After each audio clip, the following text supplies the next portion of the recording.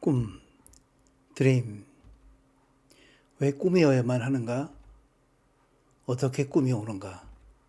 꿈은 생명이다. 꿈은 종종 하나님이 인간에게 미래의 사건에 대한 메시지를 말하는 수단입니다. 하나님의 의사소통 수단이라는 말이죠. 참된 꿈의 성격 세 가지. 미래 지향성이 있고, 생명성이 있고, 그리고 초월성이 있습니다. 꿈. 그 어근은 남성의 사정이라는 뜻을 어근으로 하고 있습니다.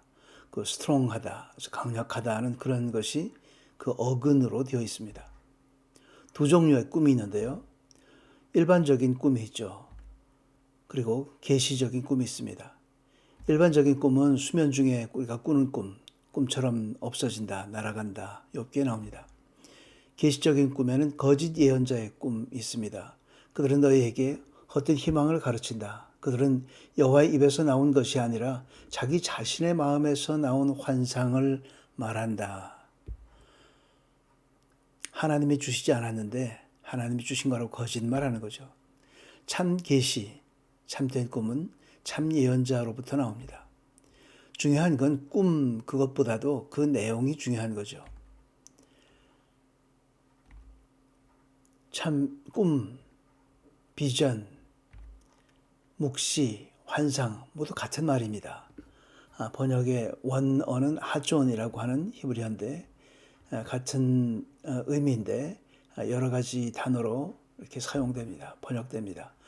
꿈은 예언을 수용하는 그 잠자는 상태, 말하자면 일종의 형식이라고 볼 수 있고, 비전은 그 꿈의 개별적인 부분을 보는 것이 바로 내용이 비전이죠. 그래서 비전이 사실 더 중요하죠. 성경은 온통 비전으로 가득합니다. 구약성경에 특별히 그 예언서는 모든 예언자마다 하나님으로부터 받은 비전이다, 환상이다, 묵시다 하는 말로부터 시작을 합니다. 왜 그런가?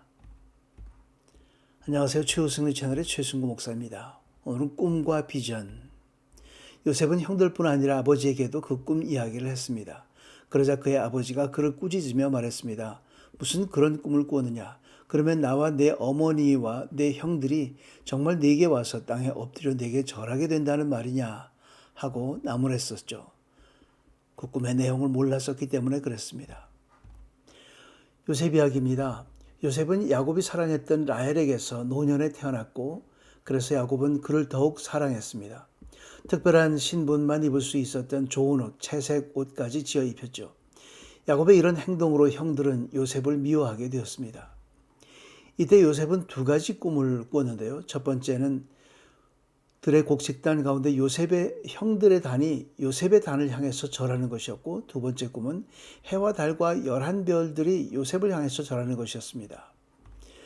이 꿈은 앞으로 일어날 일들을 보여주는 계시적 성격을 가지고 있었고, 이는 요셉을 통해서 온 가족들이 보호를 받게 될 것과 또 이들이 궁극적으로는 천하 만민이 구원을 얻는 축복의 통로가 되리라는 것이었습니다. 창세기 아브라함에게 약속했던 그 약속이었죠. 그러나 당시에 이 꿈이 이런 계시적 성격을 가지고 있는지는 가족들도 몰랐고 심지어는 요셉조차도 몰랐습니다. 그 꿈은 바로 하나님의 비전이었던 것입니다. 꿈과 비전, 왜 꿈이어야만 하는가? 삶의 현실 때문에 그렇습니다. 인간이 사는 삶의 현실들은 환난과 고난과 요즘 같으면 건강 악화, 깨어진 꿈, 기쁨 없는 그런 것들이라고 볼 수 있죠. 피조물이 썩어짐의 종로를 하는 데서 해방되어 하나님의 자녀가 누릴 영광의 자유에 이르게 되는 것이 바로 복음의 진수입니다. 복음의 내용들입니다. 하나님과의 끊어진 관계를 회복하는 것이 목적인 것이죠. 그래서 하나님께서 이 꿈과 비전을 통해서 정신 차리고 나와 동행하자고 우리를 초청하고 있는 것이죠. 요셉과 또 바로 왕의 경우의 그 꿈들은 다가올 환란에 대한 그 환란의 지금 현재 현실은 아니지만 미래의 현실들을 준비하도록 하는 데 있습니다. 꿈과 비전. 꿈은 어떻게 오는가? 하늘로부터 오죠. 말씀으로부터 옵니다. 창조주를 잊지 말라. 창조신앙과 창조신앙이 베이스가 되어야만 하는 거죠. 그가 은혜를 주시고 인도하셨다 하는 임마누엘 신앙이 베이스가 되었을 때 그것이 말씀의 내용들이기 때문에 하늘로부터 오는 그 말씀을 깨달을 수가 있게 됩니다. 꿈과 환상, 비전과 함께 말씀을 주셨습니다. 모든 예언자들에게 그렇게 말씀을 주셨죠. 또 창세기에 있는 주인공들에게도 그런 마찬가지였습니다. 태초부터 있었던 말씀이 바로 삶의 본질입니다. 좀 어려운 말이기도 한데요. 우리 모든 보이는 것들은 그 하나님의 말씀으로부터 만들어졌기 때문에 그렇습니다. 왜 하필 말씀이냐? 다른 방법이 좀 없었을까? 말씀이라는 의미는 말하는 측과 듣는 측이 있다는 것을 전제로 합니다. 창조주와 피조물의 관계, 우리는 하나님과의 관계 속에서 살고 있다는 것을 얘기합니다. 하나님의 말씀이 중요하다는 말은 하나님과의 우리의 관계를 얘기하는 겁니다. 모든 성경은 하나님의 감동으로 된 것으로 교훈과 책망과 바르게 함과 의로 교육하기에 유익하니 이는 하나님의 사랑으로 모든 선한 일을 위해 온전히 준비되게 합니다. 여러분이 거듭난 것은 썩어질 씨로 된 것이 아니라 썩지 않을 씨로 된 것이니 곧 하나님의 살아있고 항상 있는 말씀으로 된 것입니다. 베드로전서 말씀이죠. 도시 사람이 시골에 가면 감자잎과 고구마잎을 구별 못합니다. 배워야 압니다. 영적인 것도 마찬가지입니다. 성경을 배우고 훈련해야 선악관의 분별력이 생깁니다.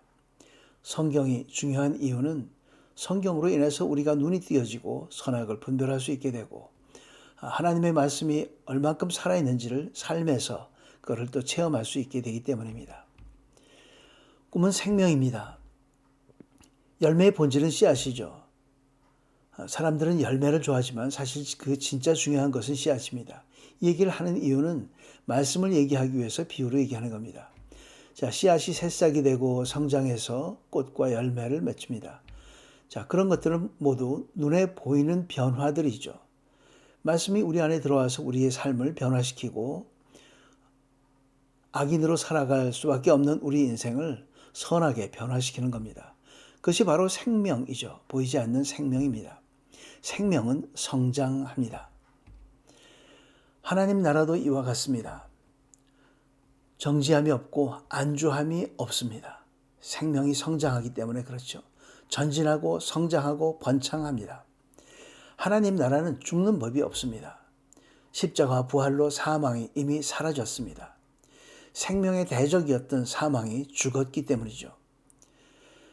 나오미의 깨어진 꿈, 룻기에 나오는 그 나오미의 깨어진 꿈은 그것으로 끝난 것이 아니라 결국은 더 크게 쓰임받게 되었습니다. 우리 모두에도 이거 마찬가지입니다. 하나님 말씀이 들어오면 일단 하나의 꿈은 깨어질 수 있지만 하나님께서 더 크게 사용하십니다. 끝까지 소망을 붙들고 끝까지 말씀과 함께 성장하기를 주의 이름으로 축원합니다. 우리는 영원한 생명을 가진 사람들입니다. 사방으로 우겨쌈을 당할지라도 요즘 같으면 진퇴양난과 해결책이 안 보이는 그런 상황 가운데 있을지라도 사망의 음침한 골짜기를 지날지라도 시편 23편 말씀이죠. 요즘 같으면 이젠 끝이구나 하는 그런 상황에 처했을지라도 환난과 슬픔의 시간 속에서도 사랑하는 사람을 먼저 떠나보냈을지라도 핍박과 공고함 속에 있을지라도 고단한 삶과 의미 없는 삶이 연속되는 것처럼 보일지라도 배고픔과 절망과 적신의 위협에서도 실직과 질병의 그런 어려움 가운데서도 두려움 없이 영원한 생명의 꿈을 안고 기뻐하며 전진하는 우리 모두가 되기를 주의 이름으로 축원합니다. 함께 기도하겠습니다. 아버지 하나님 감사합니다. 우리에게 생명 주시고 세상 헛된 영광을 따르지 않고 아버지의 뜻에 따라 살도록 인도하심에 감사드립니다. 아버지의 꿈을 가슴에 품고 이 땅에서 천국 백성으로 살아갈 때 시험에 들지 않도록 늘 기도와 말씀으로 살게 하여 주옵소서. 우리 삶의 모든 것 다 아버지의 것이오니 선으로 인도하실 것을 믿고 감사드리며 예수 그리스도의 이름으로 기도드리옵나이다. 아멘. 끝까지 시청해 주셔서 감사합니다. 짧게 준비했습니다. 환절기 건강 조심하시고 다음 주 시간에 뵙겠습니다. 감사합니다.